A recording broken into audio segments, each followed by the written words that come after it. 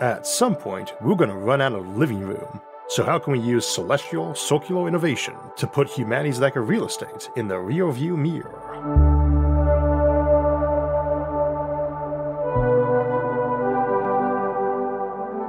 Today we'll be looking at the Banks Orbital, an immense megastructure in the form of a ring-shaped habitat more than 1,000,000 miles in diameter, and depending on the ring's width, containing hundreds, if not thousands of Earth's worth of living area, all enjoying more naturally Earth-like conditions than any other rotating habitat design. We were talking about assembling a structure that makes all of humanity's combined constructions to date look like a toddler's sandcastle. We'll be deep diving this structure, its engineering, why it's desirable, and what life on it might be like. So let's jump into the cosmic deep end and find out just what it takes to live in space's answer to luxury living, spiced with a touch of celestial extravagance. Rotating habitat megastructures have a lot going for them. They let you pick your gravity and pressure and use way less material than a planet does for creating a given amount of living space. And since they are spin gravity environments, not mass generated, it's very easy for spaceships to come to and from. Unfortunately, the problem we have with our three classic rotating habitats, the Bernal Sphere, O'Neill Cylinder, and Stanford Torus, is that they are generally in the size range of a large town or county, not a planet. And for the Bernal Sphere and O'Neill Cylinder, when you look up to the sky, you see the other side of that interior, more landscape. Imagine living in a place where the sky isn't filled with stars, but more real estate. It's the ultimate in not being able to escape the neighbors. The Stanford Torus is a lot skinnier, so you see a big ring in that sky, but also a big glass dome above. They often have to use either big mirrors or glass panes to let in natural sunlight, or create it artificially. These are hardly fatal flaws, especially compared to conditions on most other planets even when heavily terraformed, but they are not ideal either. Larry Niven's ring world seeks to get around this by building an enormous ring around a star as wide as Earth's orbit, but besides requiring materials stronger than anything we could plausibly imagine, you still have to put big sunshades orbiting between the ring and your star to block light to give day and night, and while it contains 1,000,000 planets with a living area, it is a pretty big lift to build. Iain M. Banks orbitals from his Cultural series, also sometimes called God's Bracelet for their shape and magnitude, seek to split the difference in size while also allowing very natural lighting, and we have tricks that would let us build them out of known materials without requiring super strong tensile materials, though at the cost of a lot more mass. Graphene, our go-to for continent-class habitats, has such a strong tensile strength that it lets us build habitats like the Bishop Ring or McKendree Cylinder that are orders of magnitude larger than the O'Neill Cylinder or Stanford Torus, but still are smaller than a planet. So better, but still not there. The Bishop Ring lets in natural sunlight, but also needs hugely tall rim walls to keep the air in compared to its size, since the altitude of your atmosphere is the same on them as on ring boards millions of times bigger in area. They also spin around a lot faster than once a day to keep gravity at Earth normal of 1G, so you can't really use the natural sunlight and have to go for a rotating hub mirror, or fake sun. The Banks orbital, however, can rotate once a day. For any given planet and day length, there is a unique diameter for a rotating habitat that allows you to mimic its gravity while rotating at its own day length. For Earth gravity and a 24-hour day, that is a radius of 1.84 million kilometers or 1.15 million miles. Size really does matter when it comes to playing Earth. That's a big number, so let me put that in perspective. That's over 2.5 times the radius of the Sun, which is the largest body in the solar system by far. So while a Banks orbital still needs a rim wall, even a rim wall 1,000 miles high that leaks less air than Earth itself does would be minuscule in comparison to the ring's size. For Martian gravity, which has about the same day length as Earth, that radius drops to about the radius of the Sun. It will be even lower for the Moon, but because its day is a month long, that radius jumps up to 267 million kilometers, or something bigger than the orbit of Mars around the Sun. The longer the day, the wider your ring needs to be, the higher the gravity, the faster it needs to spin. And the wider and faster both add to the strength requirements a ring needs to avoid being ripped apart by its own spin and angular momentum. Tensile strength is the bedrock of rotating habitats, literally, and nothing we know of has the material strength for an Earth-like Banks orbital. We're in the realm of needing something so strong it makes graphene look like overcooked spaghetti, and that's saying something. However, as we discussed in our episode on ring worlds and continent class habitats, we can cheat around this by building a second and more massive outer ring, that our inner ring can spin inside and, like a maglev train, move over it very quickly by pushing off it without touching. That outer ring needs to be strong as well, and the more massive you make it, the less strong it needs to be. One of the neat things about rotating habitats is you can get some free launch speed or slow down by landing on the spinning hull, which is a lot trickier if you have a non-rotating outer sheath like this. As channel regulars know, I am of the opinion that rotating habitats will usually be a drum nested inside a larger superstructure that either doesn't rotate or counter-rotates with the same angular momentum but more mass and less speed. So for me, this outer ring is already a normal feature of any rotating habitat. Incidentally, unless stated otherwise, for the rest of the video when I say a Banks orbital, I mean one that emulates Earth's day length and gravity. It is our default condition, though of course if you're hunting for alien megastructures, you would want to widen that range, as their planet probably doesn't match our gravity and day length. So too, since it's easier to build a lower gravity habitat or one with a shorter day, we shouldn't rule out people building them with lower gravity, though while I could see folks going for a longer day, I can't see them opting for a shorter one very often. As a reminder, our Banks orbital is 1.85 million kilometers or 1.15 million miles in radius. If you resurrected the fastest commercial plane ever, the Concorde, with its 1350 mph, greater than twice the speed of sound cruising speed, and circumnavigated the ring with in-air refueling and no stops, it would take you over 7 months to get back where you started. In short, don't expect to get anywhere fast without current modes of transportation. For every 43.8 kilometers or 27.2 miles that orbital is wide, you gain an Earth's worth of surface area. So in contrast to the Concorde example, for an orbital with the same surface area as Earth, you could just about fit the Large Hadron Collider in CERN, Switzerland, that discovered the Higgs boson particle into that 27 miles of width. Or for you fitness bunnies, if we had a Banks orbital with the same surface area as Earth, you could just squeeze in a marathon race across its width. Needless to say, I think you would build them a lot wider. This structure would orbit about as far away as Earth does from our Sun, depending on the brightness of its star and how warm you want your orbital. None of that needs to be tundra or desert, as it is a flat ring, not a curved planet with an axial tilt. You can actually tilt the rings to give them seasonal variation, but the whole of the ring will be in the same season at a time, which would play havoc with seasonally migrating species we house for an Earth-like world with seasons. It also doesn't technically have seasonal variation in day length, but the rim walls cast longer shadows in the winter, making it less bright. This will confuse the daylights out of plant and wildlife that rely on seasonal day-night length variation. Incidentally, there will be 2 summer-winter cycles per rotation around the star, adding further consternation. Though if you are as good at genetic engineering as you are mega engineering, this is probably easily fixed. The orbital lies mostly flat on its orbital plane, also called the ecliptic. The portion of the orbital currently close to the star, if it is wide enough in its night phase, will block light to the other side, usually getting daytime. This plunges the whole orbital's inner surface into eternal night. The opposite extreme also causes complete night. This happens when the orbital is oriented perpendicular to the ecliptic and its axis is facing the star. In this case, the rim walls temporarily block light from reaching the inner surface. Conservation of momentum in conjunction with the rim walls gives the orbitals its seasons. Unlike our moon, which is tidally locked to always present the same face to Earth, the orbital won't be tidally locked to the star and actually faces the same direction, irrespective of its motion around the star.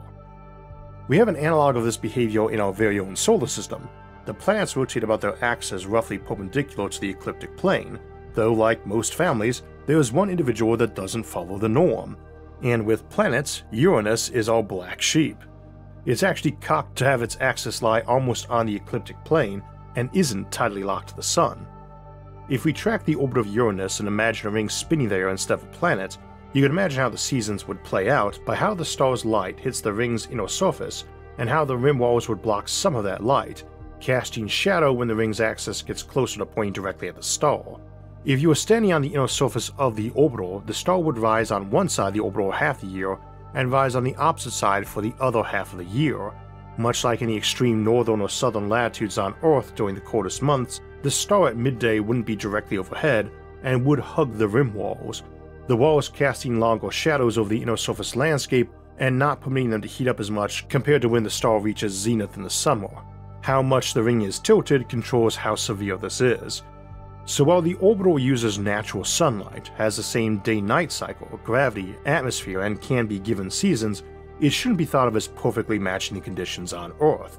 We can fix the doubling up of seasons per year if we use a different star system, and I'll get to that in a bit, but the lack of a consistent direction for sunrise and sunset, the constant daytime irrespective of the season, and the lack of tides isn't going to play nice with animals and plants that rely on those things. Setting up working ecosystems will be a challenge without genetic engineering or careful selection of species. Things also get wildly different from Earth when we think about orbital velocities. The orbital rotates every 24 hours, and does so at a tangential speed of 301,000 miles per hour, or 0.045% of light speed, a very respectable interplanetary velocity. This would be sufficient for interstellar travel, albeit it would take just under 10,000 years to get to Alpha Centauri this way, so it provides a nice boost to or down from interplanetary velocities, and also ironically means that if you're patient and mining other solar systems for materials, you could sling them by mass driver to the system you want to broaden an existing orbital in and not need to slow them down, just tweaking the final trajectory and speed so it meets the orbital's inner surface at exactly the same relative speed. We'll get to how much material we need to build one in a bit, but let's talk about width. As mentioned, this thing is a couple of million miles wide in diameter, and every 27 miles of width in that band adds another Earth's worth of surface area. So you can get 2 eclipses a year, but only if the orbital is wide enough.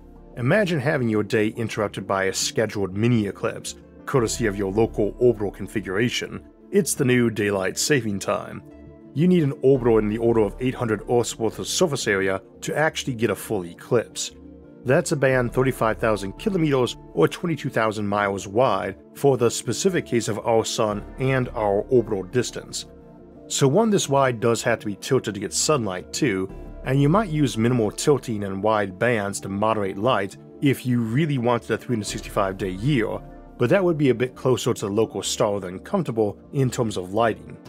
There's a lot of options. Incidentally, I'm borrowing heavily from the Encyclopedia Galactica entry on Banks orbitals over at Orion's Arm, written principally by Stephen Innes, and since our calculations keep matching, I'm going to trust his going forward and save some time. One thing that gets mentioned in there that I don't recall noticing before is that when you tilt the ring, you create 2 warm seasons per year. For this reason, you could get away with a wide orbit too, to make a longer year if you want to avoid a double set of seasons per orbit. Another way to get seasons is to use an elliptical orbit, which will make it winter when the orbital is further away from the star and summer when it's closer to the star. You can also combine the 2 effects. If you thought deciding where to install and how to tilt your satellite dish was tricky, try choosing an orbit and tilting a megastructure for optimal seasonal variation.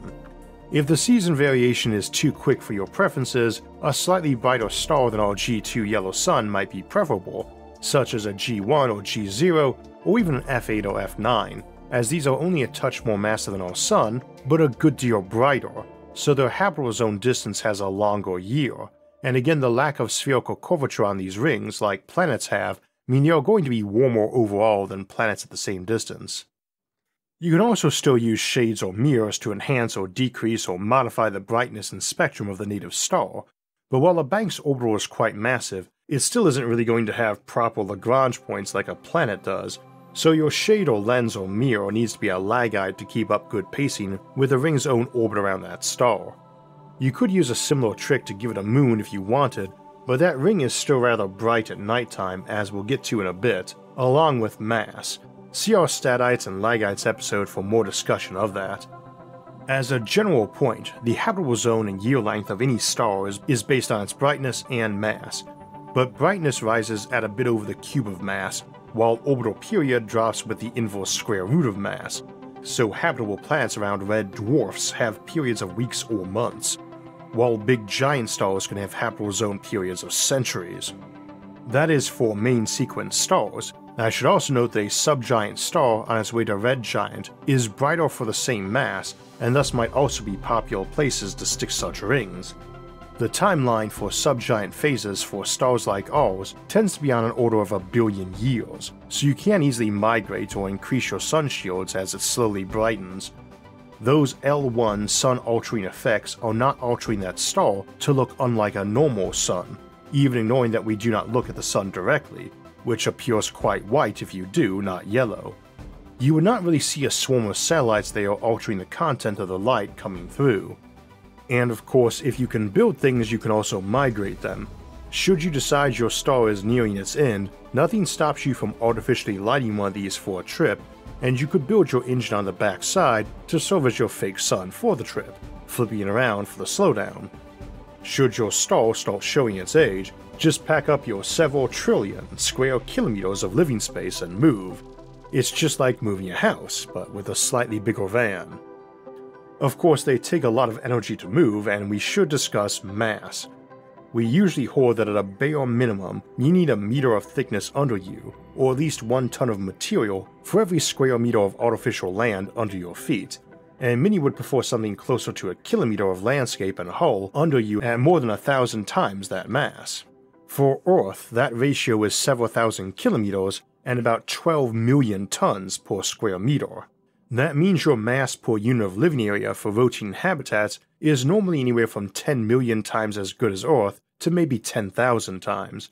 We tend to assume that bigger continent and plant-scale habitats go a lot thicker on their landscaping too, even if they are dimpling their hull for deeper or taller lakes or mountains and filling the latter with aerogel to cut down on mass. In the absence of something like mag matter that makes graphene seem like weak, warm butter, we have to use that thicker outer ring approach. That might be a giant torus, flattened on one side for the ring to sit inside, and the rest covered in solar panels and ancillary facilities.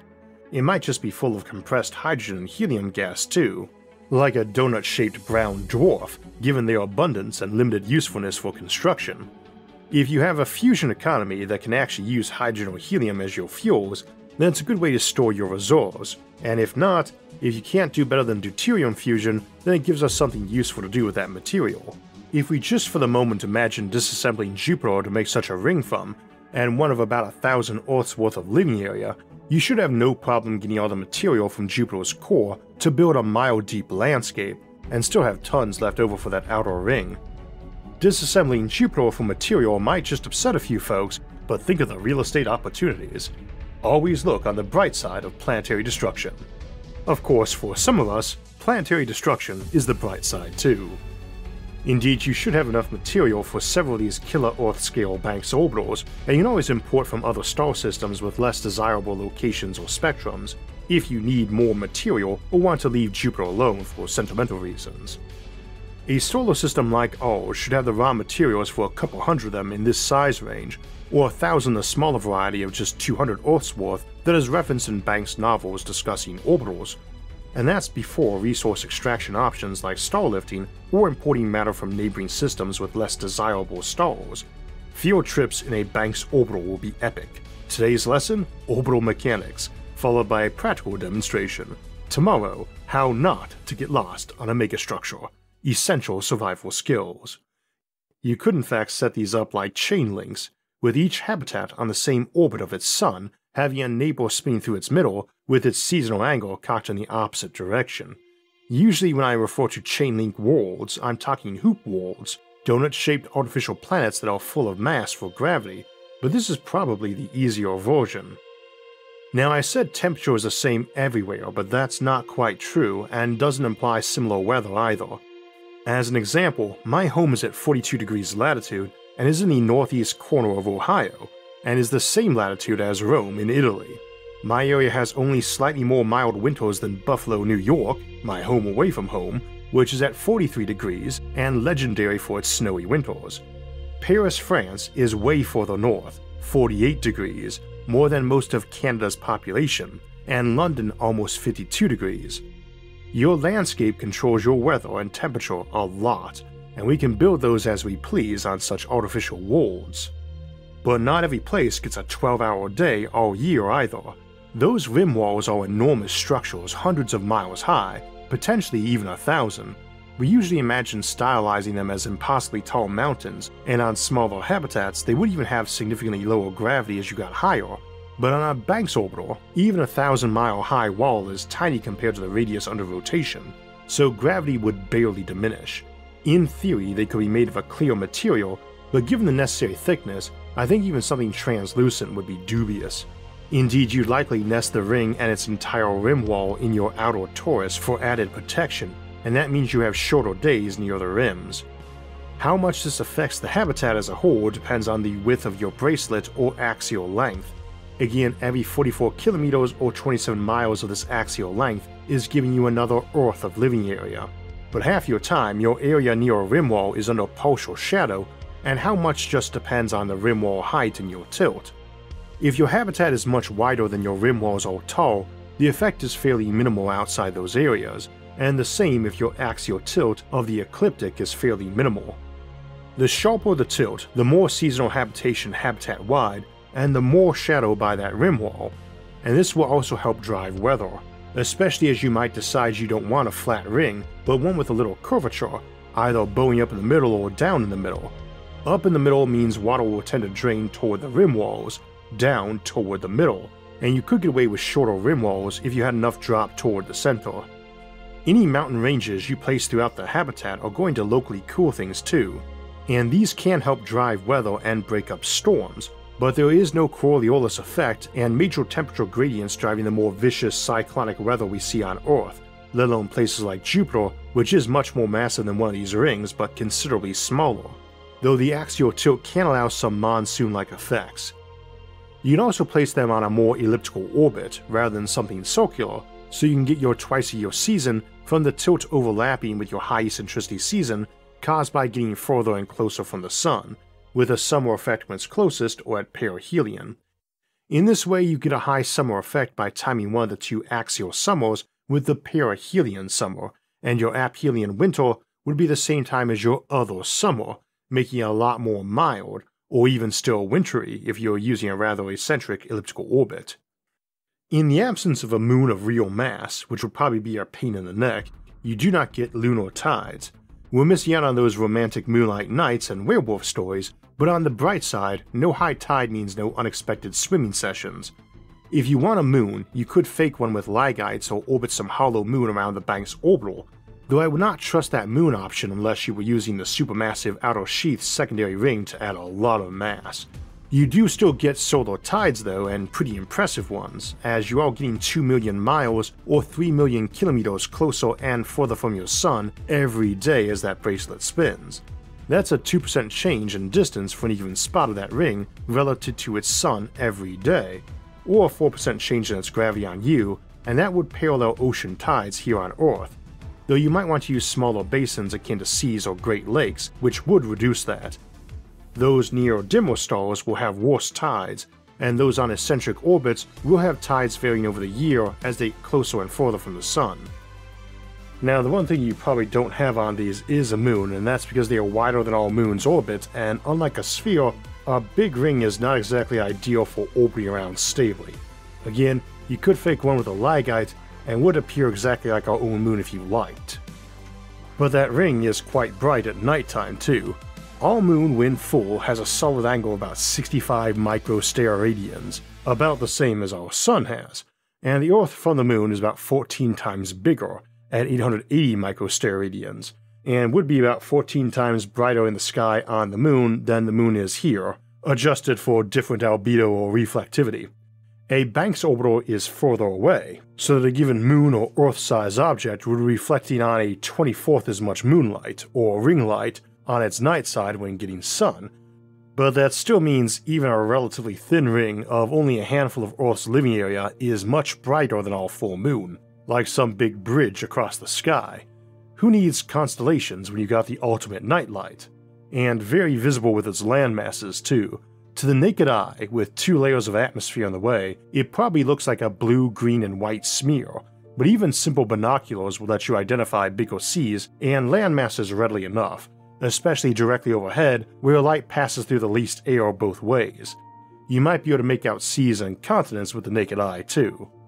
You don't see it curving away either. The curvature is 100 times less than on Earth, and turns up rather than down, but should smear off into a red haze, then re-emerge as a red hazy ring, slowly turning blue and green as you look higher, when looking in the ring direction, which we'll call east and west.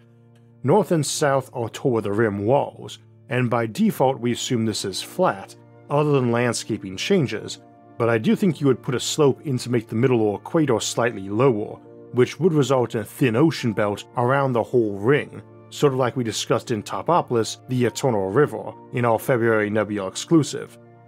That structure is the exact opposite of the Banks orbital too, very skinny radius and incredibly long axial width, so it looks like a thread, not a ring.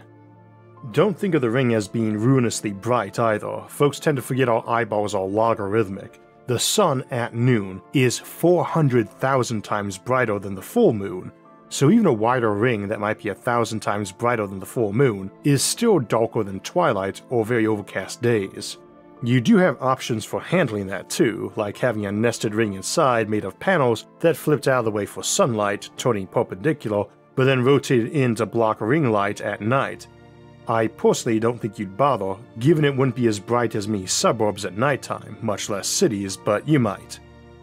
Speaking of nested rings, in addition to the chain link connection of the orbital, which I'll dub a Banks chain link world, which could be through the middle or even close enough to touch atmospheres, which might be a neat effect, you could nest some smaller rings inside the orbital cocked at higher angles to give an appearance of an orrery of 3 or 4 of these together, maybe more. And of course you have countless additional facilities and smaller habitats in and around one too, adding themselves as constellations in the sky. Those cockeyed ones, which I will name a Banks orrery, could get away with being just, say, 10,000 kilometers smaller in radius for each one, with just 0.5% drop in gravity in order to maintain the same day length of that shorter radius. The rings would shadow each other a bit, but create far more connected living area, and direct physical connections would be possible using the same sorts of tricks we discussed in the Megastructural Compendium for devices like space towers or skyhooks. You'd rotate under each one once a day for an extra eclipse, so you wouldn't have more than a few unless you want to have your Banks orrery a bit closer to its star, but it would still be pretty minimal. You are spinning 300,000 miles per hour, so crossing under a higher ring, even 20,000 miles wide, is only eclipsing things for 4 minutes at a time. This episode should air about a month after the big annular eclipse a lot of North America is in, including my house, so for those experiencing it, you will recall that it's not really dark during an eclipse, just dimmer, more like a very thick cloud passed in front of the sun on a partially cloudy day. Amusingly, you could chain link these Banks orreries together too, a Banks chain orrery I suppose, and if you're chaining these, you could also do nested rings of them around that sun, just as we sometimes contemplate doing with ring worlds or rung worlds to form a partial Dyson sphere.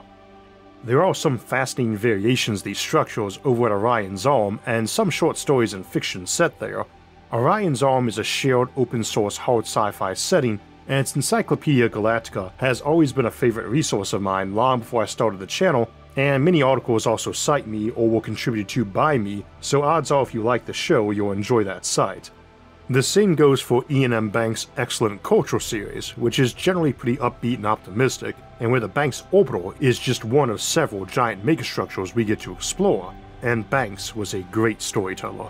The orbitals in there are their alternative to settling planets, as they just build those orbitals to live on as more mass efficient and customizable. Now that we've explored them in theory and fiction, will we ever see them become a reality? Hard to say. I think if no other engineering barriers pop up, which is probably optimistic, we will at least see some built to prove it can be done, maybe even as soon as in a few millennia, but I'm a little less optimistic about them becoming the mainstay of civilization as they are in the cultural novels. In a few millennia, if we have not found something shinier to distract us, we might just build one, or we'll get halfway and decide to make a great tourist attraction as the galaxy's largest unfinished project. Either way, it's a win. Their size makes them a big investment and an interconnected one, whereas you can build O'Neill cylinders in smaller habitats, still able to house many thousands, connect them by tethers and shuttles if you like, and still be able to pack one up and leave, since they are very easily modified to be spaceships. So I think it is easier for me to see a billion O'Neill cylinders being built and parked next to each other, connected by tethers, than a Banks orbital, and both have similar total living area. Besides, we have bigger versions of these in the forms of the Bishop rings and McKendree cylinders that can allow a potentially happy medium. That said, powerful people like to leave behind imposing monuments. You only need to look at the pyramids to understand how that works. So if you're an all-powerful, ostentatious ruler, or community wanting to leave your mark on history, you could do worse than creating a Banks orbital legacy that a trillion people can live on with tons of elbow room. For more altruistic pursuits, we could produce continuous ecosystems bigger than a planet to house all those wonderful species that were snuffed out through natural calamities or human encroachment. So I think there's a future for Banks orbitals, and a beautiful future at that. How could it be otherwise in a solar system decorated with God's bracelets? To build and maintain an enormous construct like a Banks orbital, you need patience and determination at a level almost inconceivable for a human, or even a whole civilization. For ultra-long-term projects like these, we may use machine minds, and this month's Nebula exclusive, Machine Monitors, will examine what sort of artificial intelligence we might select for such missions, and consider some of those missions, from building and maintaining megastructures to monitoring deep system defenses, exploring galaxies, or primitive worlds where life is emerging and may need monitored for millions of years. Machine Monitors is out now exclusively on Nebula, our streaming service. We can also see every regular episode of SFIA a few days early and ad-free, as well as our other bonus content, including extended editions of mini-episodes, and more Nebula exclusives like last month's episode Galactic Beacons, Crystal Aliens from March, February's Topopolis, the Eternal River, January's Giant Space Monsters, December's episode The Fermi Paradox, Hermit Shoplifter Hypothesis, Ultra-Relativistic Spaceships, Dark Stars at the Beginning of Time, Life as an Asteroid Miner, Nomadic Miners on the Moon, Space Freighters, Retro Causality, Orc OR and Free Will, and more. Nebula has tons of great content from an ever-growing community of creators. Using my link and discount, it's available now for just over $2.50 a month, less than the price of the drink or snack you might have been enjoying during the episode. When you sign up at my link, go.nebula.tv/IsaacArthur, and use my code, IsaacArthur, you not only get access to all of the great stuff Nebula offers, like Machine Monitors, you'll also be directly supporting this show. Again, to see SFIA early, ad-free, and with all the exclusive bonus content, go to go.nebula.tv/IsaacArthur. We were talking about mega engineering only advanced civilizations could manage in today's episode, and we'll continue that look at advanced civilizations on Thursday, May 9th, as we look at the introduction hypothesis of the Fermi Paradox, which asks if civilizations out in the galaxy might leave large buffer zones between their empires, and ask if Earth might be inside one such empty buffer zone. Then we'll continue the alien theme with a look at the reverse case of interdiction, where civilizations sprawl near each other and set up alien embassies. After that, it's on to the idea of massive galactic empires and the enormous cosmic capitals that might oversee them. As a heads up, in the last few weeks we launched YouTube memberships, as another option folks can choose to help support our show. Memberships on YouTube come with some perks too, so if you're interested in learning more, just click the join button under any of our videos, or the link in the episode description on any of our platforms, and you'll see the options and perks. I also wanted to thank everyone who has joined us last month, and everybody else who's been supporting this show for years. In a sea of clickbait and algorithm chasing, personal support really is what helps us and other shows keep producing quality episodes. And if you'd like to get alerts when those and other episodes come out, make sure to hit the like, subscribe, and notification buttons. You can also help support the show by becoming a member here on YouTube or Patreon, or check out other ways to help at isaacarthur.net. As always, thanks for watching, and have a great week.